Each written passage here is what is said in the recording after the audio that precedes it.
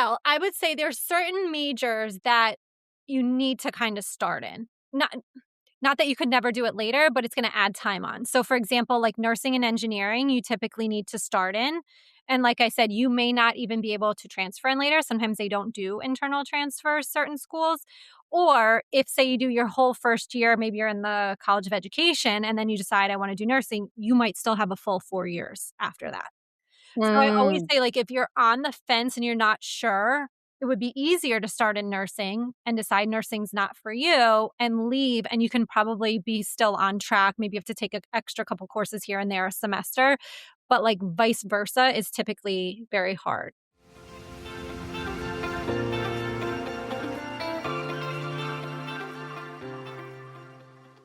Hello, and welcome to today's episode of the Positively Healthy Mom. I'm your host, Laura Ollinger, teen and parent wellbeing coach and founder of Positively Healthy Coaching. I am super excited to have today's guest back for the second time, Jenna Fabel. I have first had her on. I had to look July 9th, 2025. So if anybody wants to go back and listen to that, that's a great place to start. But Jenna is the founder of the College Navigator and is an independent education consultant with over 20 years of experience helping students navigate the college admissions process.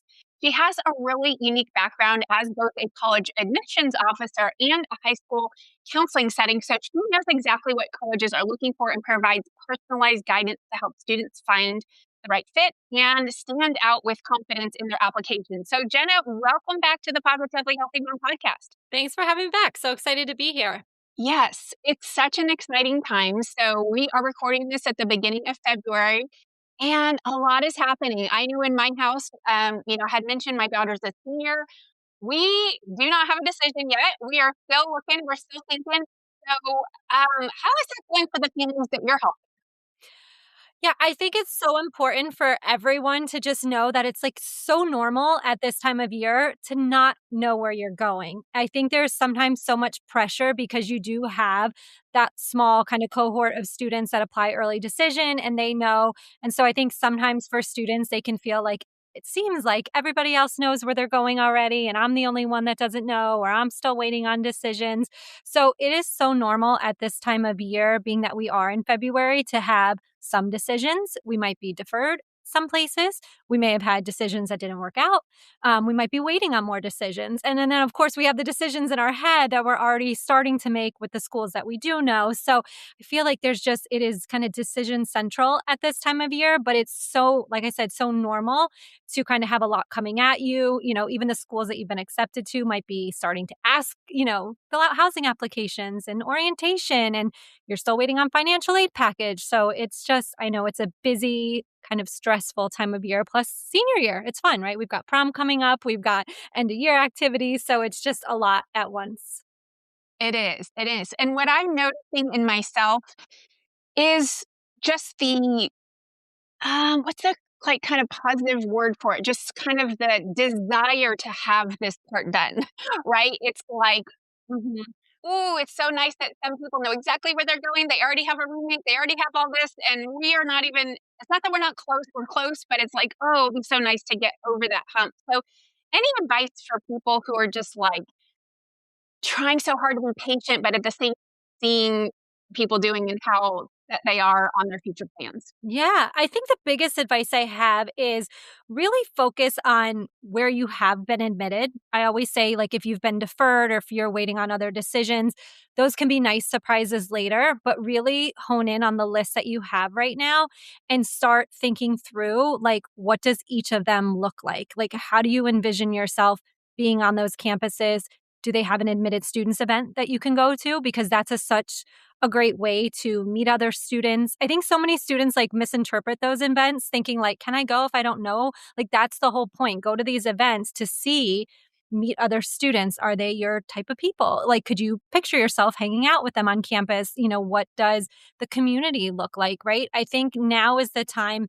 Back in the summer when we met, it was all about finding, a campus and what was it going to be like from that perspective?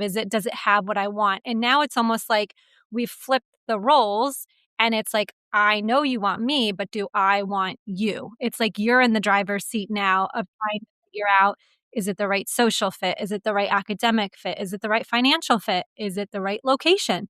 When you picture yourself walking out the door, where do you see yourself heading? Are you driving to an airport to get on a plane to go somewhere? Are you getting in your car and driving a couple hours? Like, what is it starting to look like in terms of the next 4 years? And like I said, starting to ask all those questions about majors and internships and just very different kind of questions that get asked this time of year. Yeah. Yeah. So I know the big topic that we're kind of going to focus on a little bit today is deferrals. And so tell us what that is, what's the purpose, and what do we do about it if we are deferred? Yes. Oh, defers. I feel like it's so stressful because I feel like the way defers have worked has kind of evolved over the time, meaning that if we were to go back maybe 10 years ago, you were really getting deferred if more information was needed. It was almost like if you applied early, you would hear early. Those students that got deferred were getting deferred because maybe they needed, new test scores or new grades.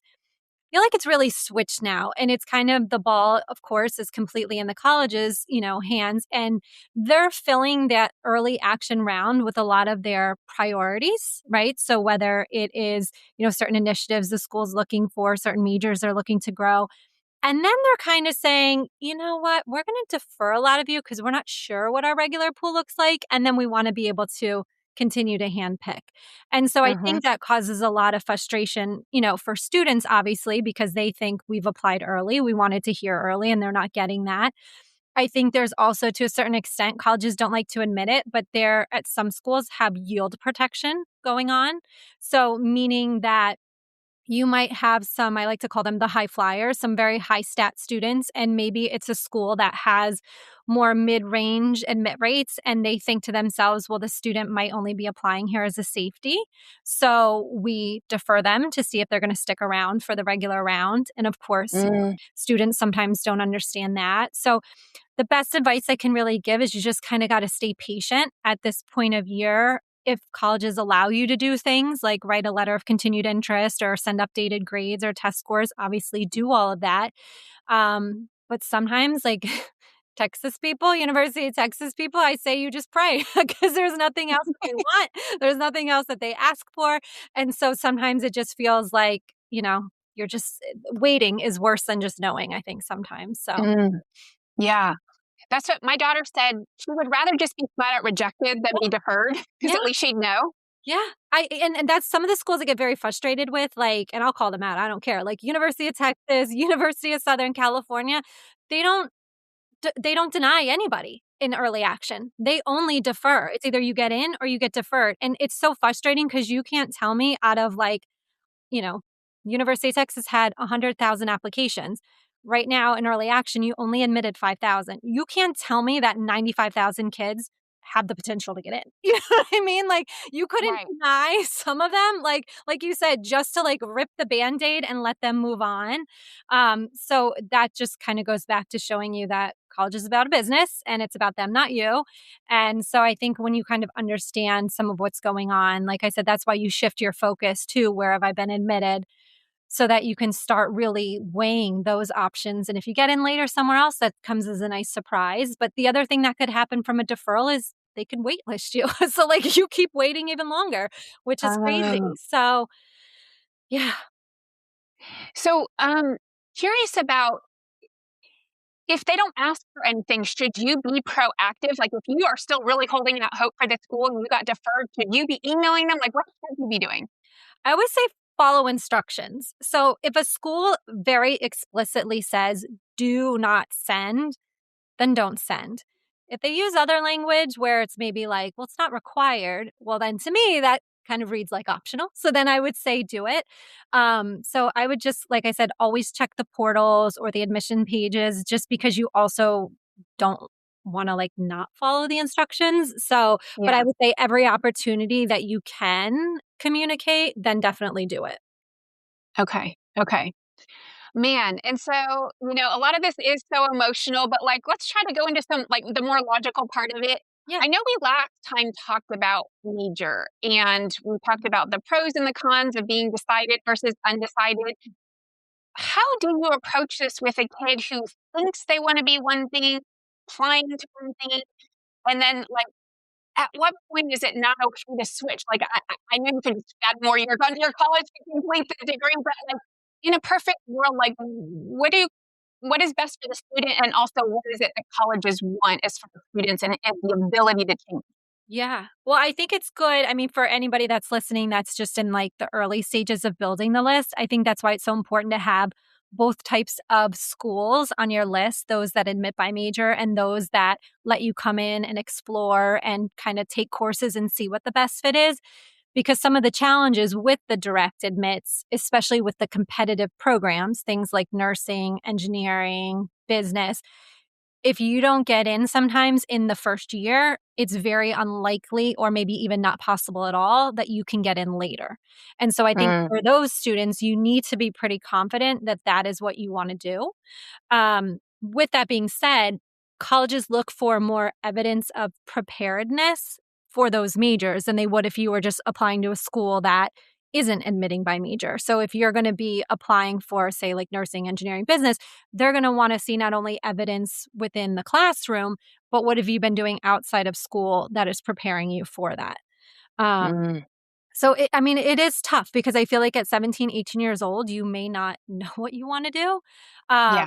luckily, I would say there's a lot of schools out there that when you apply, they'll let you put a second choice major. So at least you could put your first choice that may be the harder one to get into, second choice list the other one.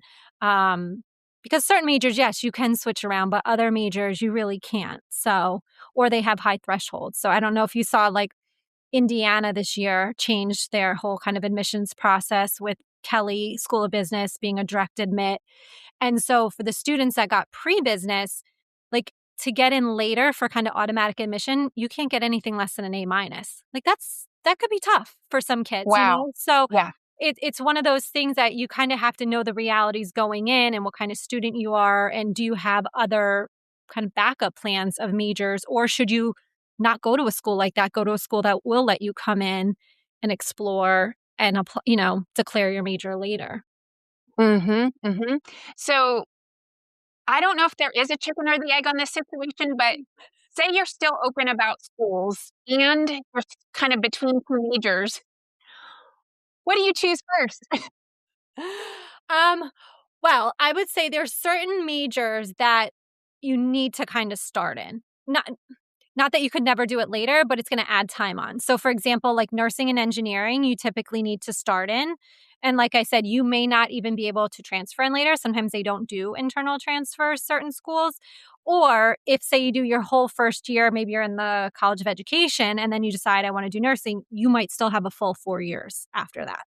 So I always Mm, say, like, if you're on the fence and you're not sure, it would be easier to start in nursing and decide nursing's not for you and leave, and you can probably be still on track. Maybe you have to take an extra couple courses here and there a semester, but, like, vice versa is typically very hard. okay, okay. So, yeah, just weighing it out, like, we're doing this with my daughter, and she was hardcore business, and now she's thinking of political science or something with pre-law, and it's like, "Well, wait, we're weighing out these different schools, but now we're weighing out majors, and we need to pick something." I know. It's tough, So, and it's yeah, hard. I always say to students too, like, I'm trying to encourage the younger students that I'm working with to start interviewing people, like, in professions to see, like, okay. how did you get to where you are? Because a lot of times what you did in college is not necessarily like the degree you have doesn't correlate exactly to what people are doing. So Mhm, it's helpful to know the different routes of how to get there. And then also how things are very aligned. Like it'll still lead you to say corporate America, but you don't necessarily have to have a business major. So, for example, I'll have students that are really interested in marketing. And so they would say, like, I want to do business. And then it's like, okay, well, what do you want to do with marketing? And as we peel back layers, we might find that maybe they're really more interested in kind of the communication side of it, right? It's the mhm, PR, the advertising, the social media. Well, you don't need to be in the College of Business then, right? And if you're not a right, good math student and you're going to have to take calculus over there, but you could be over maybe in the School of Liberal Arts and do the whole communication. You don't have to go as crazy with math. That might be an actual better fit. You can still get that same job, in that corporate yeah, building over there. So sometimes it's understanding because there are so many majors that exist outside of the College of Business that still lead into a business profession. And I think so many times when I talk to students and I say, like, what do you want to major in? They all list kind of the same. Everybody says right now it's either business, engineering, nursing, psychology, education. It's like there's, schools have 200 majors, but yet they only know maybe 5 or 10 of them. So, Mm-hmm. Yeah. So what about I've heard about creating your own major and that that's an option. mhm. Like I'm sure they have some guardrails on that to prevent, like keep them on track. But I thought that was kind of fascinating when I heard that from one of the schools where you can kind of pick and choose and have an advisor and they guide you through the process. And then maybe that's the best of all the worlds because you're really getting to learn what you want to learn. And there's probably some I don't know. Have you heard of that? What are your Yeah, I mean, there are a lot of schools that have like open curriculums like that, where like a design your own, like you said. I think it tends to do well for students that are super motivated, that already have ideas with what they're wanting to do because they're really piecing it together in a very particular way. I almost feel like if a student's completely undecided, they would be better off just being an exploratory major where they get samplings of different majors versus like trying to piece together their own. thoughts? Because like I said, I feel like the open curriculum students are good because they already have this like envision of how it's shaping, whereas the other students, like I said, tend to be more undecided. Mm-hmm. Okay, so that makes sense. And so going into now the idea of environment, and I know last time we talked about feeling good on campus, visiting the campus. You talked about, going to the admitted student day. Yeah. How do you you look around, like you look at what the other kids are wearing? Like how does that really impact? I know there might be some gut feeling involved or something, but like what else is there to that physical visit that somehow helps people make a decision? I think so if you're going to an admitted student day, I mean, they're going to be essentially wining and dining in terms of you're obviously there with all other admitted students. So these are truly potential people that you could be friends with, be hanging out with, future roommates. And the day is really designed for you get to learn more about the campus. So many times they'll separate parents and students where the parents will go off and do more things like financial aid and, the timeline of moving and how logistical side of things, and they'll send students off for like student panels, maybe eating somewhere on campus, meeting with professors. Maybe they're doing some little simulation labs and things within their major so that they can actually see what it looks like. So there's a lot of like hands on experience on those days. And I feel like, I mean, as silly as it sounds, what feels right and doesn't. And so students really do get kind of a good vibe. I know these are all like kind of like loosey goosey words, but I feel like they do Yeah. get a good vibe of like, this is somewhere where I feel like I could flourish, or this is somewhere like it's just not right for me. Some schools are going to feel like you're the big fish in the small pond, and that's great. And other students are going to get to places where they feel like everybody's smarter than them, they can't keep up, and this isn't the place. So I think it's really about finding the place where you can call home, especially because in terms of the classroom time, you're in class very few hours in the big scheme of things of the time that you're on campus. So what does like free time look like? What does the community around, like the local community around the campus look like? What do weekends look like? Just so you can figure out, what is life really going to be like? Can I have my car here? How easy is it to get home? So all of those just kind of like big picture questions. Yeah. And I know this next question is probably just super personal to every single student and it's going to be different, but I just wonder philosophically, is it better to put yourself in an environment that's going to challenge you to meet more different people than you might, or the opposite is people who are just like you, they look like you, they dress like you, they sound like you, right? Like from a personal development standpoint, I think it's like, oh, find the people that are different so you can kind of get a better scheme of the world. Like, what is the world like? Oh, I met this person from Ohio and New Jersey, Seattle, and oh, so now I know all these people. So I don't know. Do you have any thoughts on that, or is it just so personal we can't even talk to it too much? I mean, I think college is like the one time in life where wherever you go, you're probably going to be around very like minded people for the most part, because I feel like every campus has their own vibe to it, right? Like you go to certain campuses and they're very religious, and then you go to others and they're not. You go to certain campuses, they might be very political this way or that way. You go to some that are very Greek heavy and some aren't. Some are very athletic driven, right? So it's the one time that I feel like you really, even if there's people from all over, you're still surrounding yourself probably with like-minded people for the most part. You know what I mean? Like that there's a Mm. lot of still shared values, and that's why you chose that school, because there's like schools you didn't apply to because you just know like that's not your place, that's not where you would go. So I tend to think for the most part, most of the students, like I said, even if maybe you're from different places or you look different, I feel like at the core you share a lot of the same values. Most That's a really good answer just because, again, I'm in the situation where we're weighing out schools and of course I keep my opinions to myself. I'm one of those moms who I'm of the opinion that it's best to not share too much with my daughter and I allow it to be her decision as much as humanly possible for a couple of reasons. One is so experience. I don't know if I told you this on our first episode. I don't think I did, but my sister was guided by my mom of where she went, and she was unhappy with that, and it ended up for like 20 years. She's like, "I wish I would have gone to where I wanted to go," and I was like, "Oh my gosh, I do not want my kids to be like, Mom, why'd you make us do that, or not let us do that?" Right? So I'm trying to be neutral, but also I think that there's just always this inherent need for a teenager to this is like such an important identity building process where they are finding out who they are.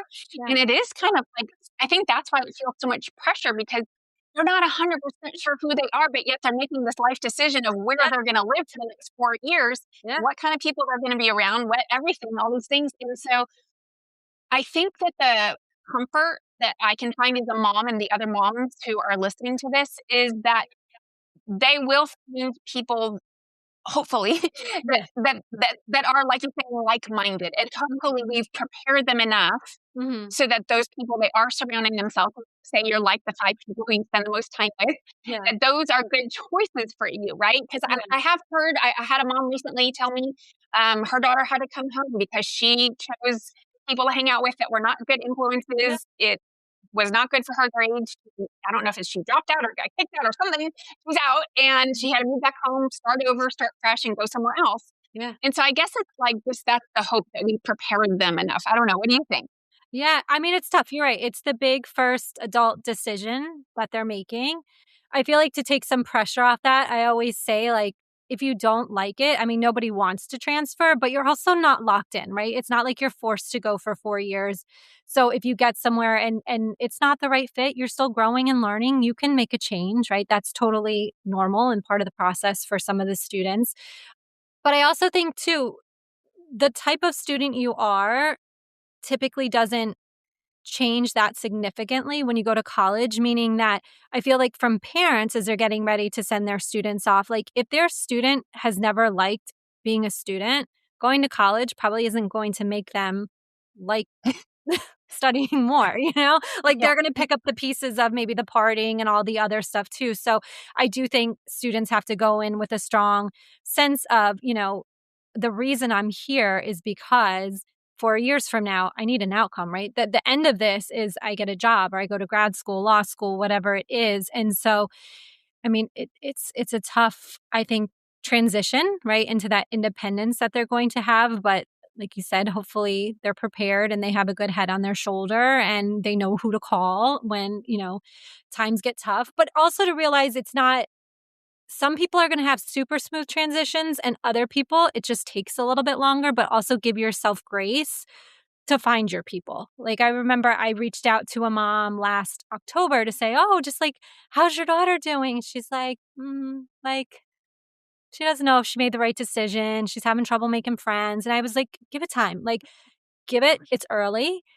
Everybody takes longer to find their people, and sometimes that's a good thing. It means when she does find her people, they're gonna be her people, you know? So, like, she's taking her time to vet people, and then I talked to her just a couple weeks ago, and she's found her way, she's joined teams for this and, rushed to sorority and done and now has found her people. So I think you also have to just give yourself grace to find your way in a new environment. It's a whole new place where people, they don't know anything about you, and so you get to start fresh again. Yeah.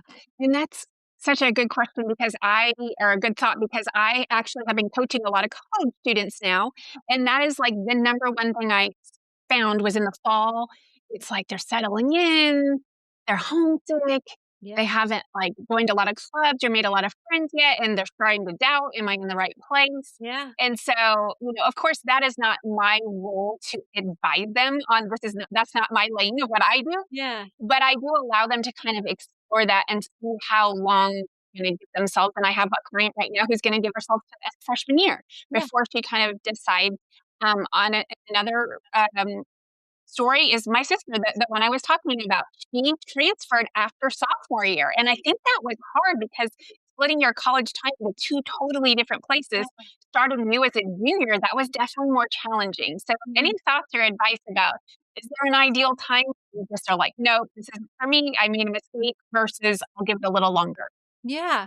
So I'll say a couple things too. And I'm going to say this one first just so I don't forget it in case, because I feel like a lot of deferred kids will end up getting sometimes summer admission decisions. Like you're not going to start in the fall, you're going to start in the summer. And I know sometimes students get initially like, oh, and they're very upset about it.